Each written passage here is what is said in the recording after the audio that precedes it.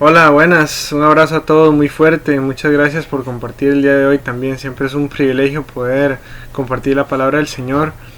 Y para el mensaje del día de hoy, el Señor en el corazón me ha puesto un tema muy de todos los días, de todas las personas, que es el miedo a la muerte, ¿verdad? Entonces, el otro día estaba comentando sobre eso, ¿verdad? El miedo a la muerte y por qué, ¿verdad? Entonces, para abordarlo desde lo que dice la palabra y tratar de entender lo que normalmente es para las personas el miedo a la muerte, y las razones por las que normalmente existe ese miedo en nosotros, vamos a tocar ese tema con lo que dice la palabra. Y primero que todo, le vamos a dar gracias al Señor y pedirle, como siempre, que guíe tanto mis palabras como los que vayan a escuchar, ¿verdad? Para que sea todo conforme a su voluntad y Él abra nuestro entendimiento. Entonces, en el nombre del Señor Jesús te pedimos, Padre, en este día que tomes control de este momento, de esta palabra que vamos a compartir, de mi boca, Señor, para que de ella salgan las palabras que tú quieras poner ahí, para que sea yo utilizado como un instrumento tuyo, Señor, y no sea mi carne ni mi ser el que hable, sino tu Santo Espíritu a través de la revelación que tú haces en el Espíritu Santo. Igualmente te pido, pues, Señor, para que reveles a los corazones de las personas que vayan a escuchar este mensaje el propósito que tú quieras, Señor, para que reveles la sabiduría y el entendimiento y todas las profundidades de los mensajes que tú nos das a través de tu palabra, Señor. Te lo pedimos en el nombre del Señor Jesús. Amén. Entonces, para ver qué dice la palabra con respecto a esto, vamos primero a... Vamos a ver... Vamos a... Primera de Juan, capítulo 4, versículo 18. Dice, Primera de Juan, capítulo 4, versículo 18 dice: En el amor no hay temor, sino que el perfecto amor echa fuera el temor, porque el temor lleva en sí castigo, de donde el que teme no ha sido perfeccionado en el amor. Sabemos también que la palabra dice que el amor es el vínculo perfecto, ¿verdad? Y que quien ama a su prójimo como a sí mismo cumple toda la ley. Entonces tenemos que ver cómo nuestra conciencia, ¿verdad? Hay una palabra también que dice que las cosas que hagamos no las hagamos solamente por evitar el castigo, ¿verdad? Sino por causa de nuestra conciencia. Entonces es muy importante analizar el complemento que somos como seres humanos entre alma, cuerpo y espíritu, ¿verdad? Y cómo entre esos tres tiene que haber un balance que se encuentra a través de la palabra del Señor. Cuando nosotros no conocemos ni buscamos la palabra del Señor, vivimos plenamente en la carne, ¿verdad? Y el espíritu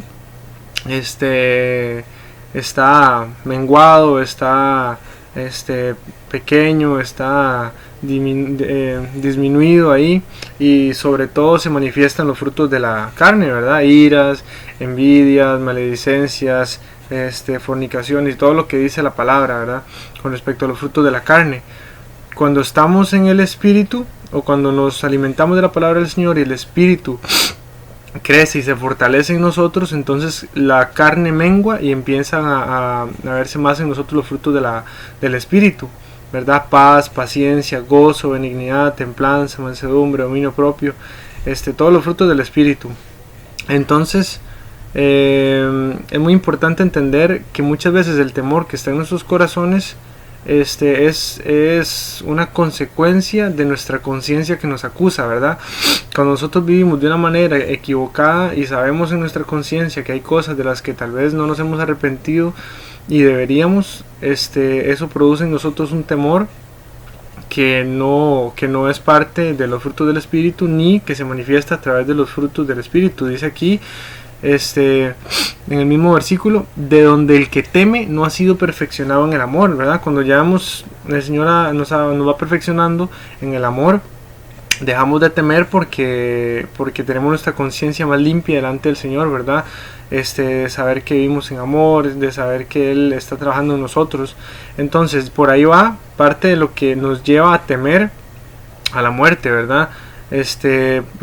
Porque hablaba yo con Katy con mi novia, ¿verdad? Hablábamos de esto del temor a la muerte. Yo le decía, ¿sabe por qué? Qué curioso, porque la gente le tiene el temor a la muerte, ¿verdad? Entonces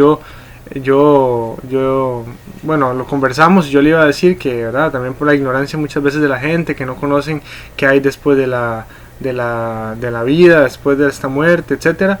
Y ella me decía, pues sus pecados. Y digo yo, bueno, tiene razón, o sea, qué curioso, porque en parte o sea, es todo un complemento, ¿verdad? La ignorancia que tenemos de lo que viene después de la vida, junto con el temor de saber que a veces hacemos cosas malas, sabiendo que lo que sembramos cosechamos, ¿verdad? Entonces, digo yo, sí es cierto. Ahí lo vamos a ver con las palabras que vienen. Vamos para Primera de Tesalonicenses, capítulo 4, versículos del 13 al 18.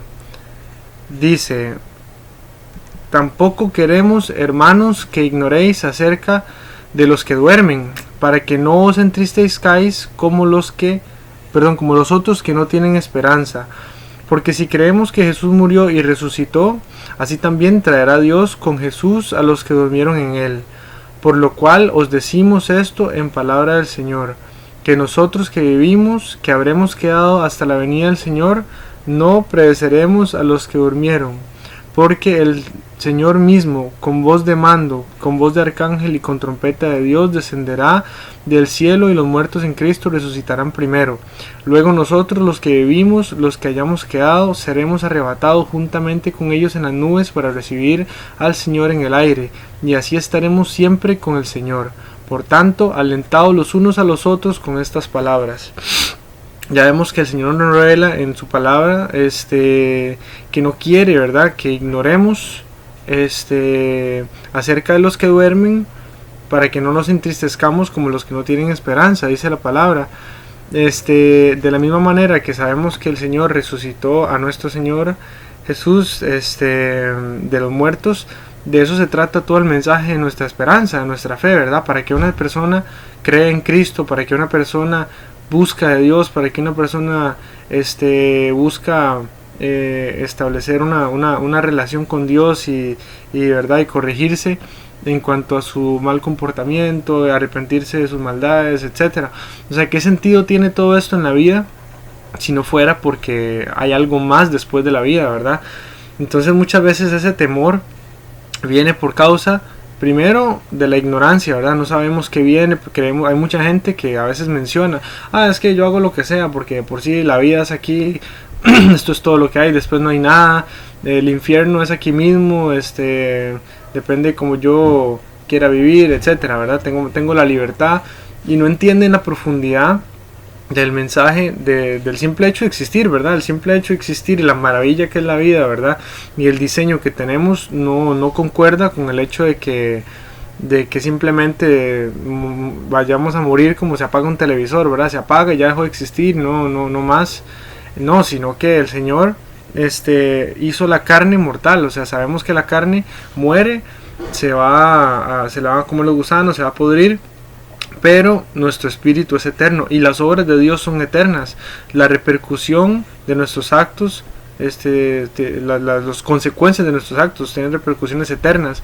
Entonces, dice la palabra que todas las cosas que hizo Dios las hizo eternas para que los hombres teman delante de él. Y temer, ¿verdad? Sabemos que no es tenerle miedo, es tenerle respeto.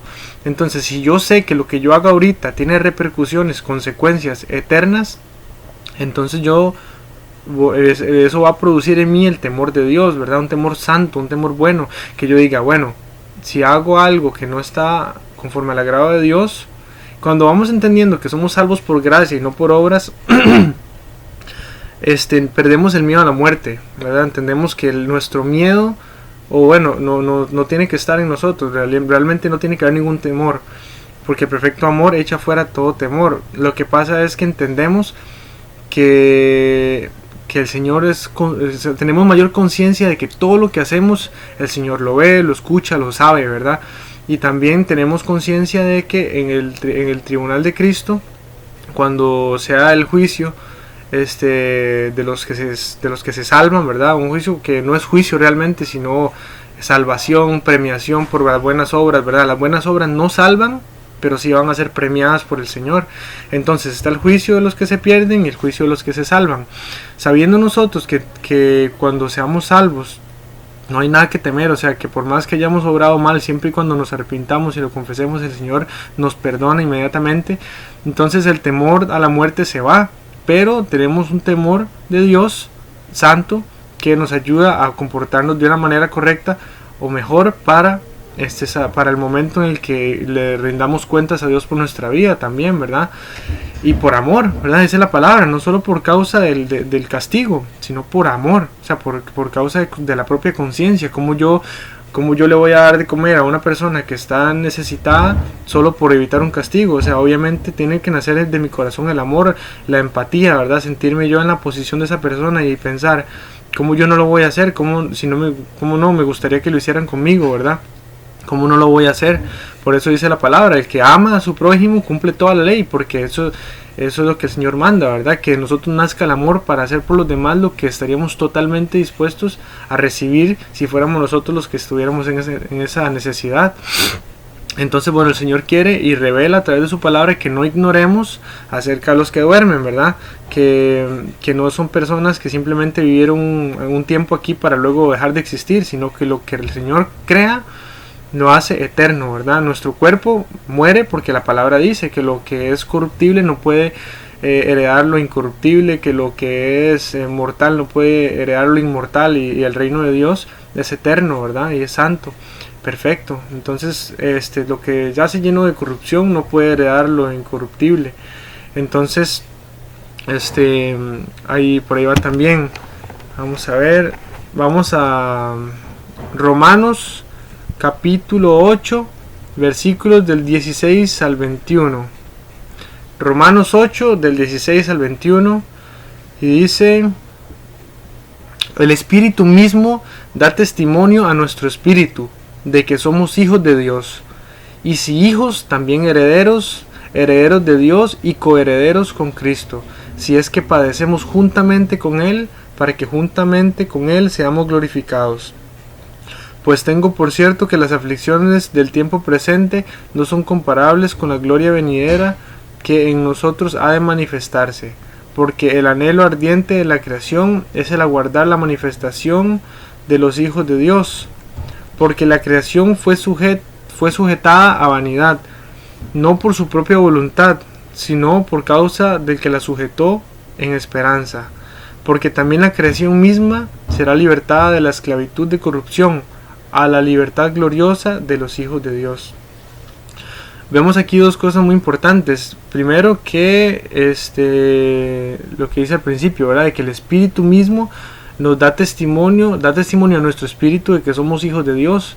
Entonces, la palabra siempre se complementa perfectamente, ¿verdad? Nos está diciendo, el Espíritu da testimonio a nuestro espíritu, o sea, el Espíritu Santo de Dios le da testimonio a nuestro espíritu de que nosotros somos hijos de Dios. Y también dice que no quiere que ignoremos acerca de los que duermen. Cuando la palabra complementa ese conocimiento de que somos hijos de Dios, también complementa con el conocimiento de que en el perfecto amor no hay temor, y también se complementa con la palabra que dice que la anterior que vimos ahorita, que dice que no quiere que ignoremos acerca de los que duermen, es porque el Señor realmente su plan va mucho más allá de lo que conocemos ahorita. Realmente lo que conocemos ahorita no es más que nuestra preparación para volvernos a encontrar con nuestro Creador. Y aquí dice, porque también la creación misma será libertada de la esclavitud de corrupción a la libertad gloriosa de los hijos de Dios. Cuando dice que también la creación, es porque aparte de la creación hay algo más, que somos nosotros. Todas las cosas en esta realidad que conocemos fueron sujetadas a vanidad. Por eso nunca terminamos de verdad envejecer, de necesitar volver a limpiar la casa, o sea, todo lo que se limpia se vuelve a ensuciar, todo lo que estaba joven se envejece, todo está bajo leyes físicas de corrupción, de envejecimiento y todo, de lo cual el Señor nos va a librar cuando sea manifestada la libertad gloriosa de los hijos de Dios, como lo dice en la palabra. Entonces,